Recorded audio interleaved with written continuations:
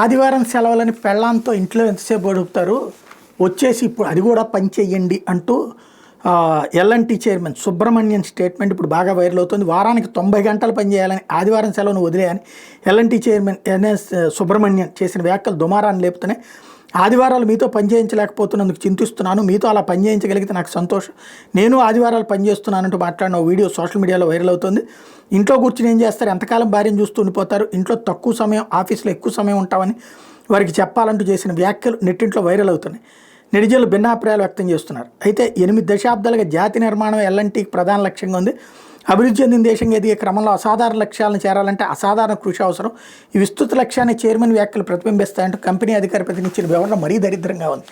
అంటే ఇక మనిషికి ఇక జీవితమే లేదు, 24 గంటలు మీరందరూ కట్టు బానిసల్లాగా. ఒకప్పుడు కనుక ఆఫ్రికా దేశాలకు కనుక మన వాళ్ళని బట్టుకెళ్ళిపోయి బానిసలుగా అప్పచెప్పినట్టు ఈ తరంలో వీళ్ళకి బానిసత్వం చేయాలన్నమాట. ఈ కుటుంబాలు వద్దనమాట, కాపురాలు వద్దనమాట. మొత్తం కష్టపడి రాత్రి పగలు సంపాదిస్తే వీళ్ళు కోట్లు కూడబెట్టుకుంటారనమాట. జాతి కోసమే. మరి ఆ జాతి పని చేయాలంటే ఓపిక ఉండాలి కదా. కంటిన్యూగా పని చేసుకుంటూ పోయిన తర్వాత 40 ఏళ్ళకో 50 ఏళ్ళకో ఓపికలు అయిపోతాయి. అప్పుడు ఏం చేస్తారు? ఇప్పుడు కనుక ఏది మగ ఆవుల్ని మగ గేదెల్ని రోడ్డును వదిలేసినట్టు వదిలేస్తారు. అప్పుడు